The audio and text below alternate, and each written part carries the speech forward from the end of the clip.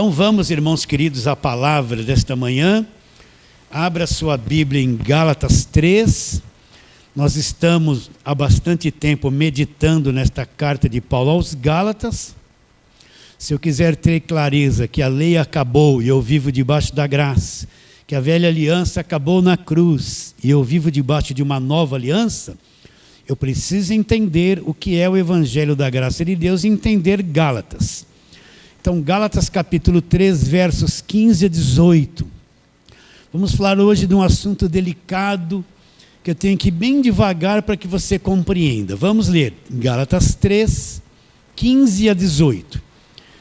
Irmãos, falo como homem.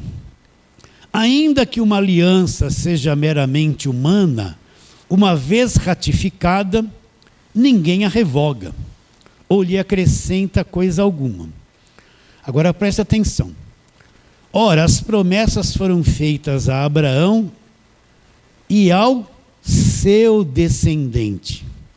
As promessas foram feitas a Abraão e ao seu descendente. Não diz e aos descendentes como se falando de muitos, porém como de um só. E ao teu descendente, agora Paulo revela quem é esse descendente, que é Cristo.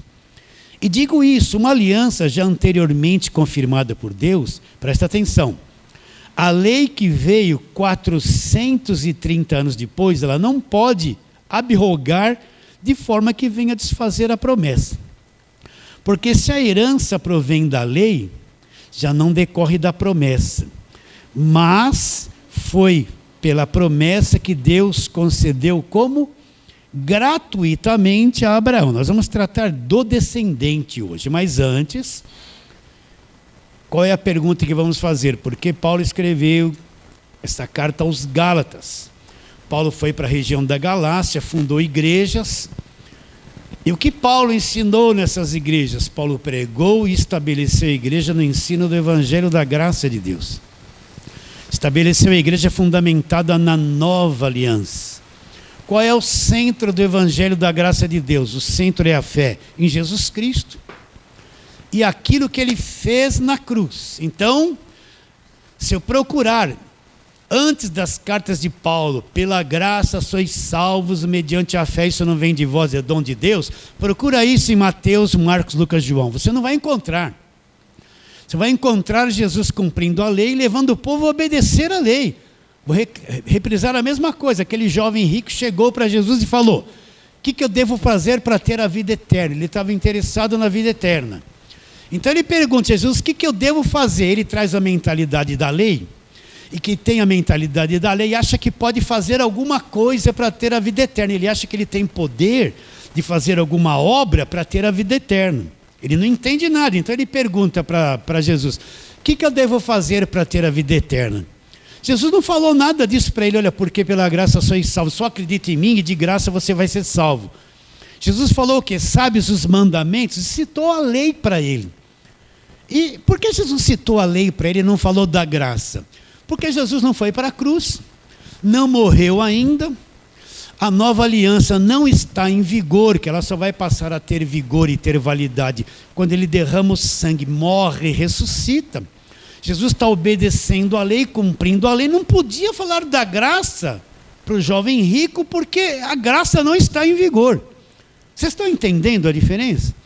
Então, se eu procurar Mateus, Marcos, Lucas e João, eu não vou encontrar o Evangelho da graça de Deus. Eu vou encontrar um judeu, nascido de mulher, que é Jesus Cristo, que veio para cumprir a lei. Ele está fazendo milagre, está expulsando o demônio, e está preparando o terreno para que a nova aliança aconteça. Ele está fazendo certas declarações, dizendo: olha, a coisa vai mudar, vai chegar a nova aliança, nós vamos explicar isso hoje. E um novo tempo, as pessoas andam atrás de um novo tempo. Um novo tempo para eles é ficarem mais ricas, acontecer alguns milagres que interessam.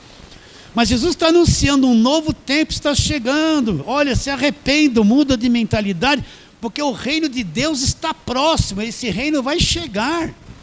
Uma coisa vai mudar, então vocês precisam mudar a mentalidade.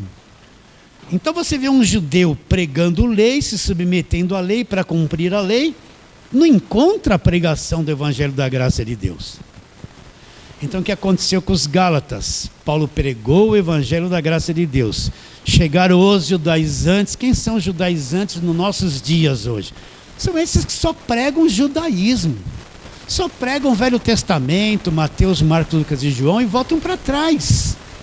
Esses que constroem o templo de Salomão, que se veste como judeu, que traz todos os símbolos do judaísmo, estrela de Davi, o castiçal, faz as festas judaicas e vive impregnando a igreja de ensinos da velha aliança que acabou na cruz. Você já sabe, né? A velha aliança acabou na cruz. O Velho Testamento acabou na cruz. Tem muita coisa linda do Velho Testamento, claro. É bom conhecer o Velho Testamento só para saber que o novo substituiu o velho. E a forma que Deus agia naquele tempo, Deus não age mais. Agora Deus fala através de Cristo. Agora Deus age e se relaciona comigo através da nova aliança. Deus não vem mais se relacionar comigo baseado no judaísmo. Aquilo para Deus acabou. Como Deus se relaciona comigo agora? Através da nova aliança, do Evangelho da graça de Deus. Então qual é o erro de hoje? Voltar lá para aquilo que acabou, tentar trazer de volta para tentar atar um relacionamento com Deus que é aquilo que acabou na cruz. Está bem claro isso na tua mente? Você já entendeu isso? Então esses judaizantes vieram e se introduziram na igreja dos Gálatas, misturaram o ensino lá, disseram, olha só, isso que Cristo fez na cruz não é suficiente, essa graça de Paulo não é bem assim. Vocês têm que acreditar no que ele fez na cruz, mas guardar a lei, se circuncidar e praticar as obras da lei. E eles que fizeram, foram contaminados por essa mentalidade, voltaram as costas para o Evangelho da graça de Deus que Paulo pregou e tentando alcançar as bênçãos praticando o judaísmo. Então é por isso que na maior parte da mentalidade da igreja de hoje, a salvação se perde porque ela é conquistada praticando o judaísmo, obras. Repare bem, entre em qualquer igreja, ouça a pregação, sempre eles vão dar ênfase a obras que você tem que fazer, associando as obras e o teu esforço próprio, humano, à salvação. E se você falhar nas obras que eles pedem, você vai perder a salvação. Então, se eu estiver em linha com as obras que a igreja pede, eu estou salvo. Se uma hora eu deixar de ir na igreja e não praticar mais as mesmas coisas, essa igreja vai dizer que eu sou um desigrejado, um perdido e desviado, porque deixei de praticar as obras que eles falam que eu tenho que praticar para manter a salvação e continuar sendo salvo. Então nós somos salvos pela graça. E qual é o nosso relacionamento com Deus agora? É baseado na nova aliança. Baseado na gratuidade, na graça de Deus. Tudo da parte de Deus para o homem é dado gratuitamente. Ele me abençoa gratuitamente, ele não é o Deus da barganha. Na velha aliança, Deus parecia o Deus da barganha, porque Deus não aceitava ninguém sem fazer o sacrifício, sem dar a oferta. Eu estou falando que nem o carioca, né? Você vê isso pela televisão, a oferta, o altar, né? Tudo falso profeta, tudo falso profeta. Na velha aliança, qual a mentalidade? Deus me cobra coisas, eu tenho que dar para receber. É dando que se recebe. Na nova aliança, eu recebo gratuitamente. E tudo da parte de Deus me é dado como gratuitamente. Agora, na nova aliança, Deus não promete que eu vou ficar rico da noite para o dia. Deus não promete que se eu pôr um dinheiro e dar um dízimo na igreja, ele é obrigado a me fazer rico. Deus não promete nada disso. Essa mentalidade vem da velha aliança. Eles vão pegar um ou outro que prosperou lá em Israel, né? Vão pegar a história de José. José prosperou. Prosperou porque era um chamado de Deus e ia cumprir aquele ministério. Mas tinha um monte de pobre em Israel. Um prosperou. Não é? Vocês estão entendendo? Eles vão falar que Abraão prosperou. Prosperou porque sobre ele, nós vamos ver hoje, pesava uma promessa. Ele ia ser pai de muitas nações. Então Deus tinha que prosperar para cuidar bem dele, para que se cumprisse a palavra de Deus. Está claro isso na sua mente? Então, os Gálatas foram contaminados pelos pregadores da lei. Aí eu vou ler de novo, repetir 1000 vezes até você decorar ou cansar disso. Aí no verso 6 do capítulo 1, o que ele fala? Admira-me que estáis passando tão depressa daquele que vos chamou na graça de Cristo para outro evangelho. O que é esse outro evangelho? A mistura da lei com a graça. Não, é que nem óleo e água, não se misturam. O qual não há outro, senão alguns que vos perturbam e querem fazer o quê? Perverter o evangelho de Cristo. O que é um evangelho pervertido? É um evangelho que não perdeu a pureza, elemento estranho se misturou com ele. Olha bem, meus irmãos. Hoje nós temos um evangelho que tem um pouquinho de catolicismo, um pouquinho de macumba, um pouquinho de espírito e um pouquinho da lei, né? Você não vê a macumba? É um monte de objeto orado e consagrado que eles distribuem como portadores de bens. É um monte de óleo que se usava na velha aliança, que eles dão para as pessoas passar na porta, passar na testa para se libertar. É campanha de descarrego. Na macumba usam rosa. Eles trouxeram a rosa para a igreja e é rosa ungida. Na macumba e no catolicismo tem a água benta ou a água diabô, lá o nome que eles dão para uma certa água. Aí eles trouxeram isso para dentro da igreja e a água virou água ungida. Vocês entendem? Camisa do avesso. Essa igreja da televisão faz isso. Você vai pegar tua vida está enrolada, você vai pegar uma camisa, dar um nó no avesso, aí você vai levar lá no altar, aí o pastor vai fazer oração forte, né? Aí ele vai tirar o nó da tua camisa e a tua vida vai se desenrolar. Isso é pura macumba. Então hoje em dia você vê nessas igrejas da televisão um pouquinho de macumba, um pouquinho de espiritismo, um pouquinho de catolicismo e um pouquinho de lei. Mas você não vê evangelho. Não vê evangelho. Então, esse é o evangelho pervertido, aquilo que misturou a cruz, misturou Jesus com um monte de religiosidade e tal, uma mistura, um omelete de coisas. E o que isso causa na mente das pessoas? Causa o quê? Confusão, são tudo confusos e não conseguem crer no evangelho da graça de Deus. Senão, o qual não é outro, verso 7, senão alguns que vos perturbam e querem perverter o evangelho de Cristo. Aí Paulo adverte. Mas ainda que nós, um dia se Paulo mudasse o discurso, ou mesmo um anjo vindo do céu, nos prega evangelho que vai além do que temos pregado, qual a nossa reação? Seja anátema. Assim como já dissemos e agora repito, se alguém vos prega evangelho que vá além daquele que recebesse, seja anátema. Então Paulo diz o quê? Esse evangelho misturado, pervertido, é uma coisa de maldição, seja maldito. Ainda que um anjo apareça para você, um anjo de luz brilhando, e quando ele abrir a boca, ele venha falar coisas que anulem o evangelho da graça, seja amaldiçoado, não serve. Por isso, eu não posso acreditar que uma pessoa que esteve num lugar que ouviu tanto o evangelho da graça de Deus, hoje está no lugar, voltou para a lei, sem discernir nada, está mesclado, voltou para trás. Para mim é inconcebível que quem entendeu o evangelho da graça fez assim. Mas por que fez assim? Porque não entendeu. Ouviu, mas não entendeu.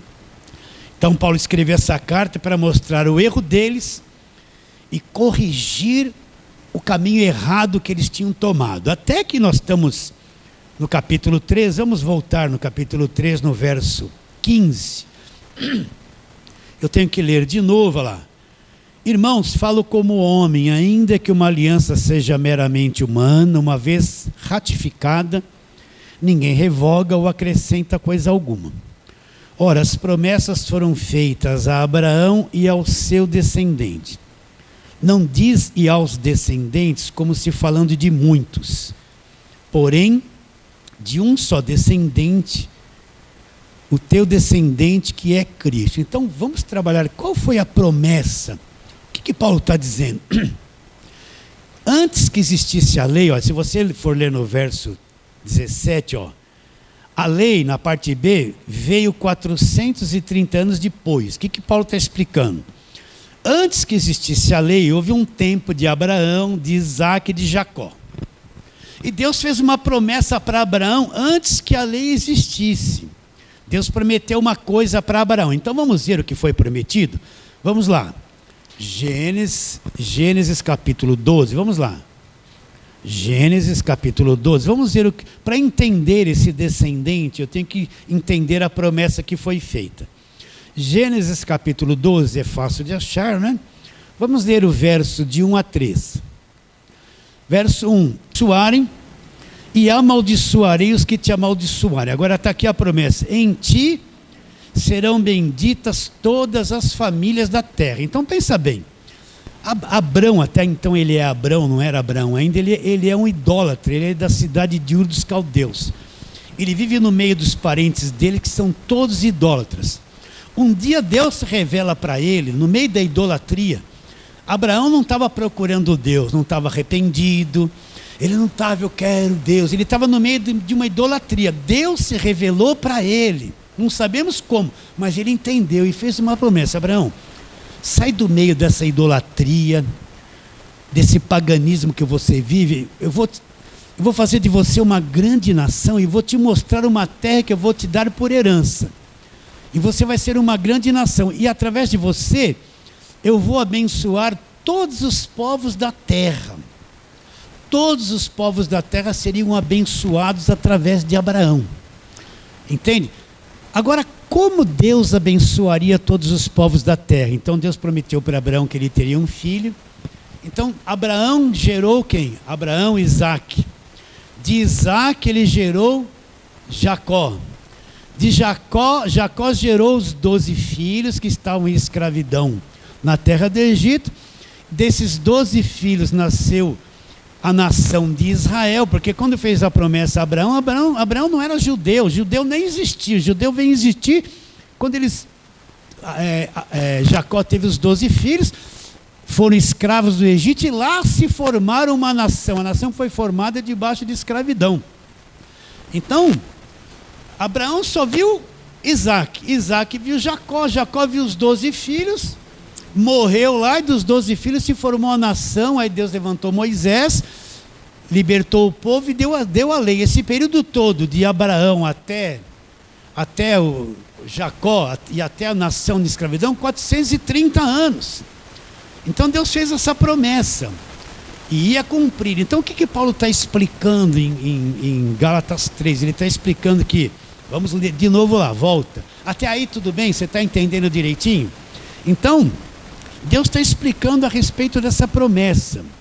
Vamos ler de novo, várias vezes. 15. Irmãos, falo como homem. Ainda que uma aliança seja meramente humana, uma vez ratificada, ninguém revoga ou acrescenta coisa alguma. Olha lá. As promessas foram feitas a Abraão. Agora Paulo tem a revelação, e ao seu descendente. Então, de Abraão viria um descendente lá no futuro, que era Cristo, onde se cumpriria essas promessas. Deus, através de Moisés, libertou o povo e deu a lei 430 anos depois de Abraão. A nação de Israel nem existia ainda. Então Paulo está dizendo que a promessa ia ser cumprida lá no futuro, na pessoa de Jesus Cristo, que era o descendente. Deus fez antes da lei, presta atenção, e não usou a lei para cumprir a promessa, porque a lei não dava condições de cumprir a promessa. Quando Cristo vem, elimina a lei, morre na cruz, estabelece uma nova aliança, aí que essa promessa vai ser cumprida a Abraão. Essa promessa que foi prometida antes da lei, vai ser cumprida com condições só depois da lei, através desse descendente, esse descendente que é Cristo. Então, entre a promessa que Deus fez para Abraão e Jesus Cristo, teve o período da lei, um período que não se cumpriu a promessa, porque a lei não dava condições, através dela todas as famílias da terra serem abençoadas. Está entendendo isso? Então, por que Deus não cumpriu a promessa no período da lei? Porque a lei não tinha poder para salvar, a não ser condenar. E esse descendente que Paulo está dizendo que viria de Abraão, que se cumpriria, que todas as nações da terra seriam abençoadas, ele tinha que vir, eliminar a lei, pagar o preço dos pecados, estabelecer uma nova aliança. Então essa promessa feita a Abraão passou por cima da lei, a lei não teve utilidade. E vai se concluir na pessoa de Jesus Cristo, que vai abençoar todos os povos da terra através do quê? Da nova aliança e através do Evangelho. Tua mente está acompanhando? Então, recapitulando. Deus fez a promessa a Abraão. A lei veio 430 anos depois. Deus não cumpriu a promessa através da lei. Ele teve que eliminar a lei, porque ali não dava condições de cumprir a promessa. Vir o descendente que é Cristo, cumprir a lei, revogar e eliminar a lei, estabelecer a nova aliança, e a forma que Deus vai usar para cumprir a promessa a Abraão, que foi dada antes da lei para abençoar todas as famílias da terra, é através de um descendente, que é Jesus Cristo, que trouxe o evangelho da graça de Deus. Então, olha o pulo de Abraão até Cristo. Não se cumpriu a promessa, porque a lei não dava condição de se cumprir a promessa.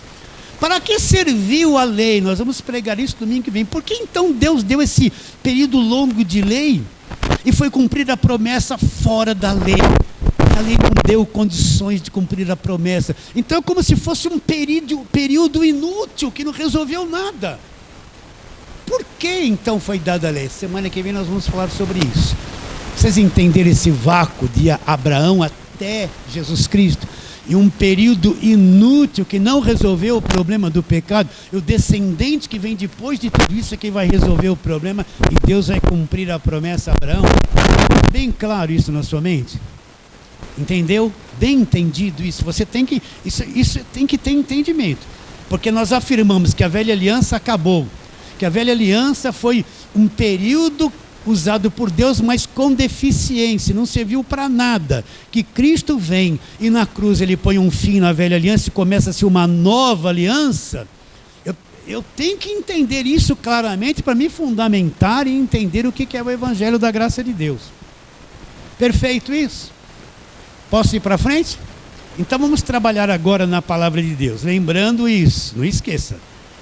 Deus prometeu para Abraão, depois de Abraão veio 430 anos, se formou a nação de Israel, a lei foi dada através de Moisés, libertou o povo de Israel, a lei vem até Jesus Cristo. Deus não cumpriu essa promessa, Cristo precisa vir morrer na cruz, cumprir a velha aliança, removê-la, para Deus poder cumprir a promessa feita a Abraão, que todas as famílias da terra seriam abençoadas. De que forma?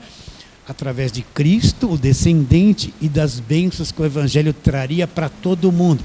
Período entre Abraão e Cristo. Era uma religião judaica, o Deus era o Deus de Israel, Deus de Abraão. Ele sempre fala isso: Deus de Abraão, Isaac e Jacó, Deus de Abraão, Isaac e Jacó, Deus de Abraão, Isaac e Jacó, Deus de Israel. Não era um Deus aberto para todas as nações, um Deus oculto, que só fazia parte de uma nação pequena e que se rebelava contra ele o tempo todo. Agora, vamos ver Jesus em Mateus, Marcos, Lucas e João, preparando a mente do povo para uma nova mudança, para uma nova aliança, para o Novo Testamento. Então vamos ver algumas declarações que Jesus Cristo fez. João 8, vamos lá, agora vamos trabalhar muito em João. João capítulo de número 8, vamos ver o que Jesus disse a respeito de si mesmo, para entendermos. João capítulo 8, vamos ler o verso de número 12. João 8, 12. O que Jesus diz em João 8, 12? De novo lhes falava Jesus dizendo: eu sou a luz do mundo. Quem me segue não andará nas trevas, pelo contrário, terá a luz da vida. Então lhe objetaram os fariseus: tu dá testemunho de ti mesmo, logo teu testemunho não é verdadeiro. Respondeu-lhe Jesus e disse-lhes: posto que eu testifico de mim mesmo, o meu testemunho é verdadeiro, porque sei de onde vim e para onde vou. Mas vós não sabeis de onde venho nem para onde vou. Vós julgais segundo a carne, eu a ninguém julgo. E se eu julgo, meu juízo é verdadeiro, porque não só sou eu quem julgo, porém eu e aquele que me enviou. O que Jesus declara? Jesus está diante de um monte de judeu, os fariseus são contra ele. Olha, vamos viajar e vamos supor que você está assim, você está vendo Jesus e os fariseus. Esses fariseus religiosos, guardadores da lei, não acreditam em Jesus Cristo. Jesus olha para eles e sabe que eles estão numa escravidão, numa escuridão religiosa, nas trevas religiosas. e não entendem nada de que Jesus Cristo fala, porque eles estão cegos religiosamente, estão na escuridão. E são contra Jesus. Jesus fala, mas eles não têm coração para entender, são contra. Aí Jesus diz para ele: olha, eu sou a luz do mundo. Se alguém me segue, não vai andar nas trevas, pelo contrário, vai ter a luz da vida, né? Então o que Jesus está dizendo? Olha, ele veio como luz para tirar essa religiosidade, essas trevas da religião, soltar a mente dos judeus, salvá-los, mas eles insistiam em andar nas trevas. Então Jesus se apresenta como luz do mundo. Ele diz: aquele que o seguir, o que vai acontecer? Não vai andar nas trevas, vai ter a luz da vida. Vai ter o quê? A luz da vida. Então Jesus já está preparando. Olha, o que esses fariseus têm em mente? Só Velho Testamento, guardar lei, sacrifício. Jesus está dizendo que eles estão nas trevas e Ele é a luz. Aquele que o seguir não vai andar nas trevas, vai pelo contrário, ter o quê? A luz da vida. Vamos um pouquinho mais para frente, João 10, 9. João é o próximo capítulo. Aliás, nós estávamos no 8, vamos para o 10. Esse capítulo 10 é sobre o mau pastor. Geralmente a pessoa vai ler: o ladrão só veio para matar, roubar e destruir. O ladrão é o falso pastor, que escraviza e foge e larga as ovelhas na mão e explora as ovelhas. Mas no verso 9, Jesus está dizendo que ele é o bom pastor, que ele é a porta das ovelhas, né? E no verso 9 de João 10 ele diz assim: eu sou a porta. Se alguém entrar por mim, será salvo. Entrará, sairá e achará pastagem. Agora, o falso pastor que não cuida das ovelhas é isso aqui, ó. O ladrão vem somente para roubar, matar e destruir. Eu vim para que tenham vida e vida em abundância. Eu sou o bom pastor que dá a vida pelas ovelhas. O mercenário que não é pastor, a quem não pertence as ovelhas, vira o lobo, abandona as ovelhas e foge.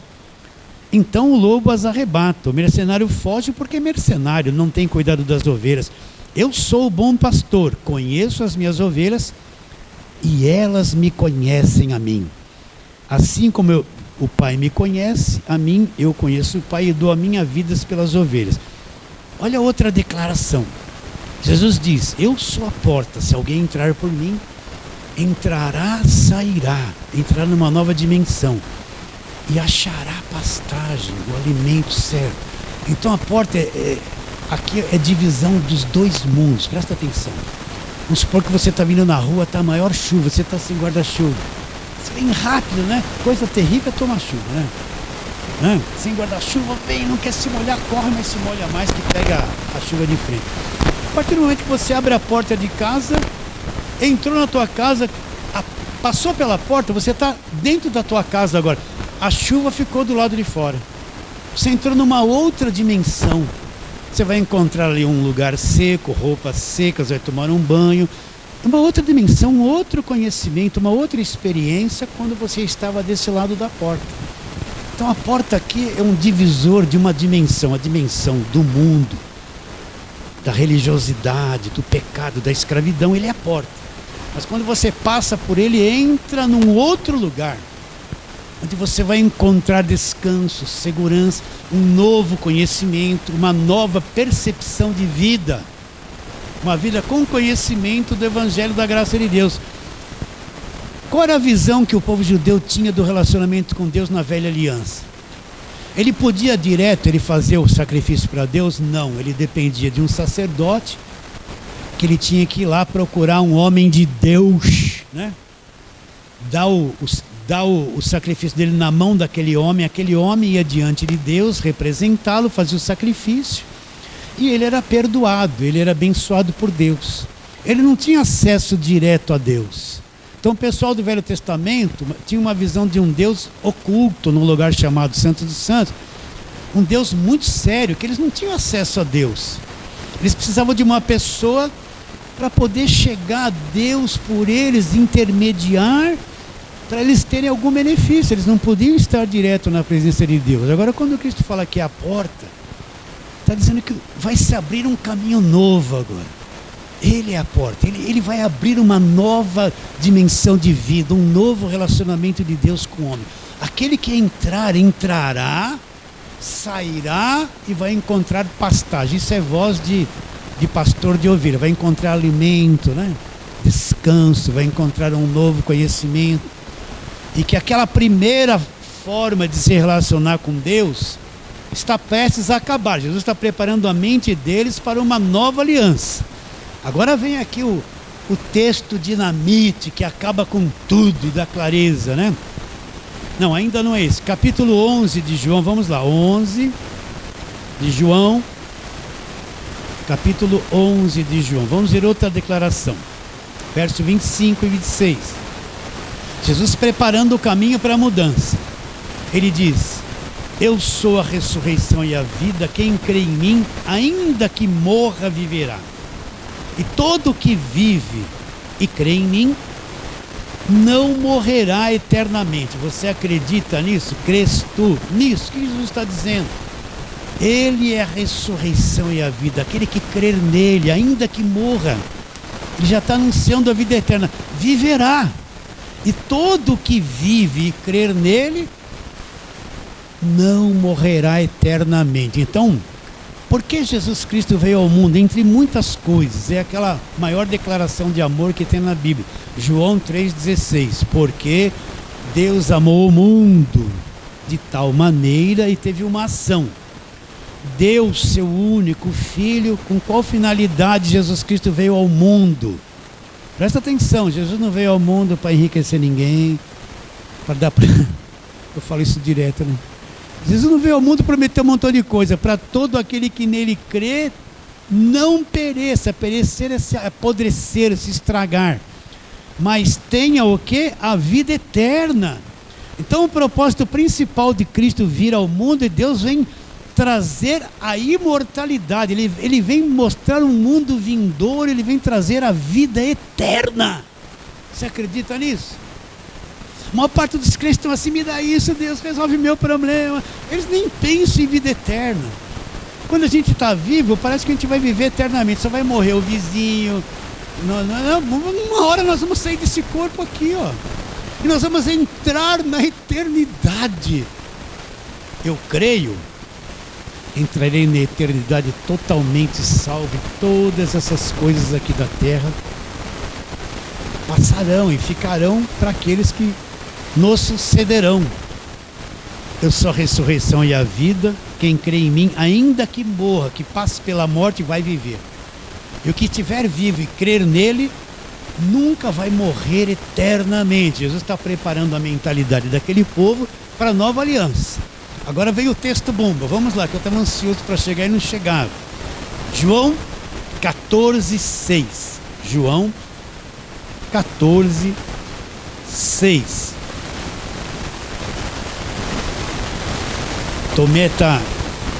O capítulo 14 aqui, Jesus, vamos ler desde o verso 1. Jesus começa a dizer para os discípulos: não se turbe o vosso coração, crede em Deus, crede também em mim. Aí leva a mente deles lá para o céu. Na casa de meu pai há muitas moradas, se assim não fora, vou-lo teria dito, pois vou preparar-vos lugar. E quando eu for e vos preparar lugar, voltarei e vos receberei para mim mesmo, para que onde eu estou, estejais vós também. E vós sabeis o caminho para onde eu vou. Respondeu-lhe Tomé: Senhor, não sabemos para onde vais. Como saber o caminho? Agora Jesus responde: olha lá, eu sou o caminho e a verdade e a vida.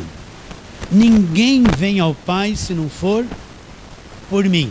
Volta um pouquinho. Jesus está dizendo isso, os discípulos são todos judeus. Os judeus estão ali, lei na mente, que, vou repetir, o que eles tinham na mente deles de se relacionar com Deus? E no sacerdote fazer aquela oferta, dependia do homem. Eles não tinham acesso a Deus direto. Para eles só chegarem a Deus dependia do ritual da lei. Não tinha como eles irem a Deus. Agora Jesus está mostrando que vai começar a nova aliança. Eu sou o caminho e a verdade e a vida. Ninguém vai chegar a Deus. Esse método antigo de se chegar a Deus já era, está acabando. Ninguém vem a Deus se não for por mim. Agora vai o método novo, a nova aliança. Deus cansou dos sacrifícios, Deus cansou do judaísmo, cansou de tudo, acabou. Agora Cristo é a porta, Ele é a ressurreição, Ele é a luz e Ele é o caminho. Agora a forma de se relacionar com Deus não é mais a antiga. Agora a forma de se relacionar com Deus é através de Cristo. Ninguém vem ao Pai se não for por mim. Acabou a velha forma de se relacionar com Deus. Está claro isso na sua mente? Ele já está preparando a mente deles para a nova aliança que vai chegar e ser estabelecida. Cristo é o caminho, Cristo é a porta, Cristo é a luz, Cristo é o verdadeiro pastor, e a forma de me relacionar com Deus agora é só através dele e de mais ninguém. O novo e vivo caminho. Eu sou o caminho, a verdade e a vida. Imagina aquele saduceu, sacerdote ouvindo isso. Ele é o caminho. Imagina, para a gente chegar a Deus é toda essa parafernália, sacrifício. Agora ele está dizendo para chegar a Deus é Ele. Né? O religioso, precisamos matar. Olha o que ele está dizendo. Quer acabar com a nossa religião. Quer acabar com Moisés. Quer acabar com a nossa tradição. Quer acabar com a religião da nossa nação. Esse cara é o inimigo. Ele é o caminho. Imagina o nó que dava na cabeça daquela gente. Mas Jesus está dizendo agora eu sou o caminho e a verdade e a vida. Agora não tem mais como chegar a Deus por lá. Agora é comigo o negócio. Ninguém vem ao Pai se não for através de mim. Entendeu? Por isso que a nossa fé não está em nenhum bispo, nenhum apóstolo, nenhum pastor, não está no nome da nossa igreja, não está nas campanhas, nos votos, sacrifícios, nas promessas falsas. A nossa fé é só em Jesus Cristo, no que Ele fez na cruz. Essa é a verdadeira fé. Nós não cremos em mais nada. No nosso coração não tem espaço para falso evangelho. No nosso coração não tem espaço para essas mentiras que inundaram as igrejas, esses cultos feiticeiros. A nossa fé não está nem em nós mesmos. A nossa fé está somente no Senhor e Salvador Jesus Cristo. Ele é o caminho, a verdade e a vida. Ninguém vem ao Pai se não for por Ele. Agora, a pessoa ora por uma rosa e fala, Deus está aqui na rosa, leva para a tua casa para ter libertação. Em nome de Jesus, Senhor, meu Deus, meu Pai, eu consagro essa garrafa de água. Deixa eu fazer igualzinho. Em nome de Jesus, eu consagro essa garrafa de água, Senhor, meu Deus e meu Pai, no seu santo altar, né? E aquele que beber, e todo mundo na igreja quer a garrafinha assim, ó. E aquele que beber dessa água vai ser liberto, vai ser abençoado, vai prosperar, Senhor, meu Deus e meu Pai, vai vir aqui no altar, vai prosperar como Abraão, Isaac e Jacó, em nome de Jesus. Olha os falsos profetas. Vocês estão entendendo? Isso não é o caminho. Água não é o caminho, não me traz Deus. Rosa ungida, óleo ungido, água de Israel, terra do rio, terra lá de Israel, água do rio Jordão, sobe no monte, desce no monte. Isso é tudo uma palhaçada, é o falso evangelho. Desculpa eu falar uma palhaçada, mas é a palhaçada. As pessoas querem se achegar a Deus através da água. Água consagrada, eu vou beber, jogar na parede, vou expulsar o demônio com a água. Olha o falso evangelho na cara de todo mundo, na grande mídia, enganando e confundindo a vida das pessoas. Não é o falso evangelho? Que água consagrada nada. Ninguém vem ao Pai. Ninguém chega a Deus. Ninguém chega a Deus através de água, através de óleo, através de vale de sal, através de campanha. Deus não liga para essas coisas. Isso é cegueira, isso é escuridão. Nós só nos achegamos a Deus através de quem? De Jesus Cristo. Ele abriu a porta. Ele é a porta, é a verdade, é o caminho, é a vida. Ele está preparando a mente daquela gente, dos discípulos, para nova aliança, né? Vamos um pouquinho mais para frente. Olha lá. Agora, vamos ver um ponto aqui que Jesus veio fazer. Olha, aí mesmo em João, vamos lá, João capítulo de número 1. João capítulo de número 1 é o crucial. Como João pôde ter escrito isso, se você ler aquelas 3 cartas dele, e ele não trazer com tanta clareza isso que ele falou logo no começo aqui. João capítulo 1, verso 29.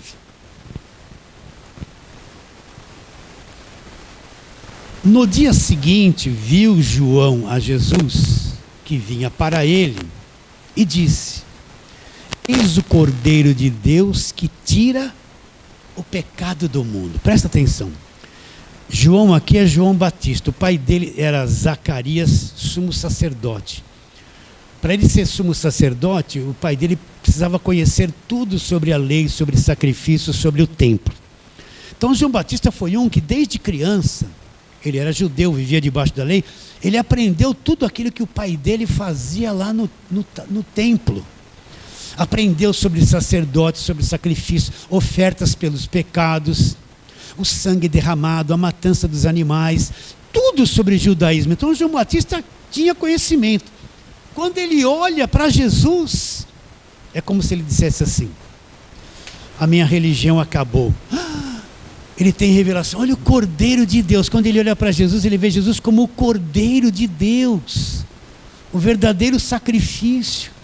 O Cordeiro de Deus que vai fazer o quê? Vai tirar a culpa, tirar o pecado do mundo. Vai tirar o pecado do mundo. Como? Sendo sacrificado na cruz. Então, quando Cristo vai para a cruz, olha, o ministério de Jesus teve 3 etapas, presta atenção. A primeira, ele vem nascido de mulher, ele vem como judeu para cumprir a lei e revogar a lei. Segunda parte do ministério de Jesus, ele se torna o Cordeiro de Deus, o sacrifício pelos pecados. Ele vai para a cruz, ele vai ser o sacrifício vivo, vai estabelecer a aliança, a nova aliança no sangue dele, e vai tirar o pecado, a culpa do mundo.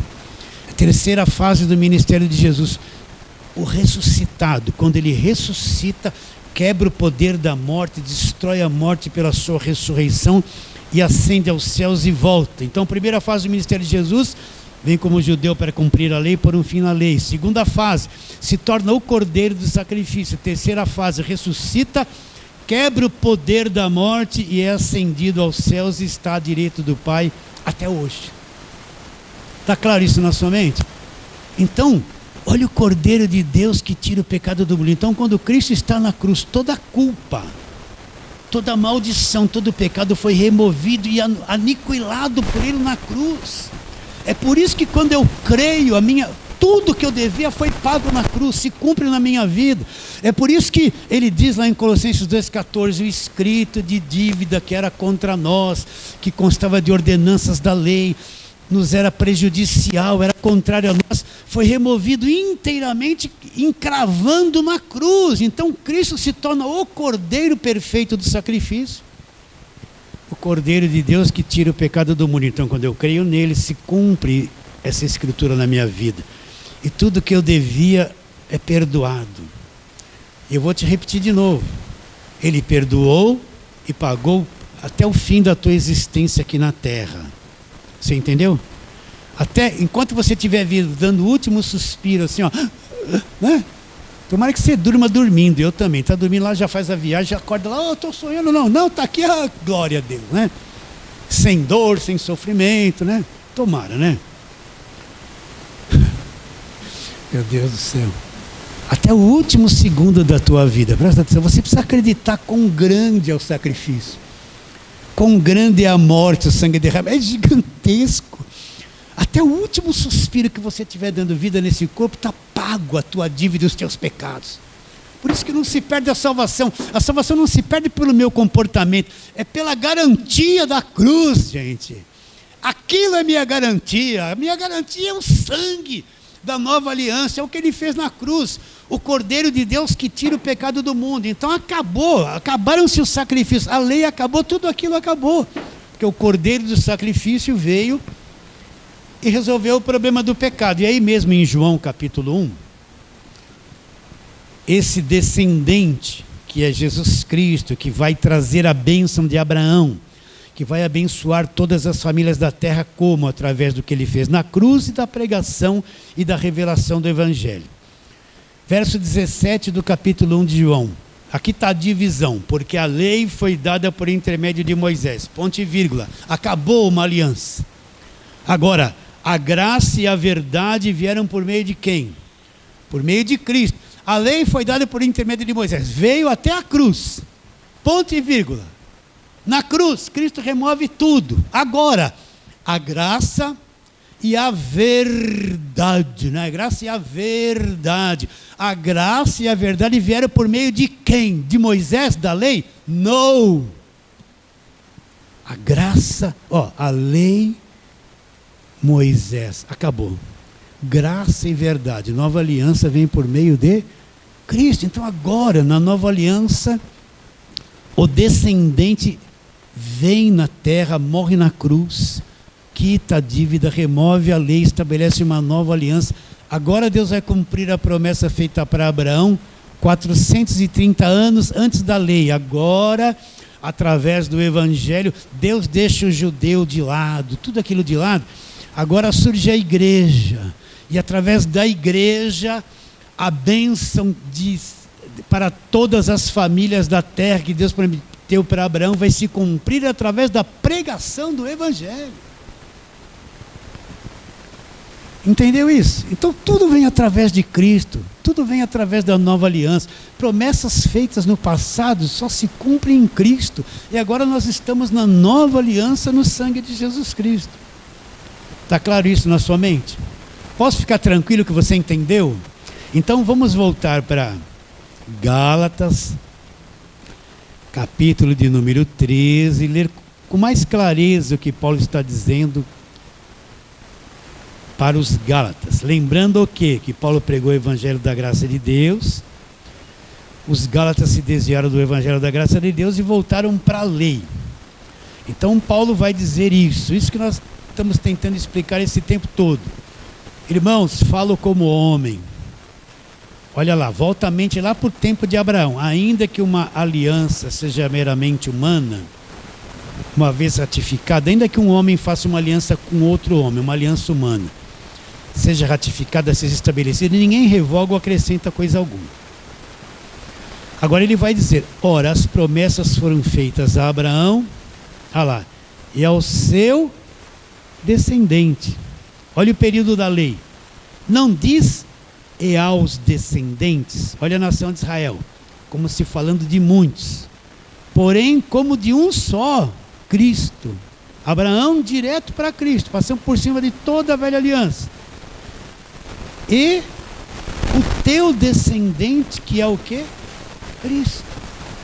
Então o que Paulo está explicando? Que a promessa feita para Abraão, entre Abraão e Cristo, houve todo esse período da lei, todos esses acontecimentos, a promessa não foi cumprida.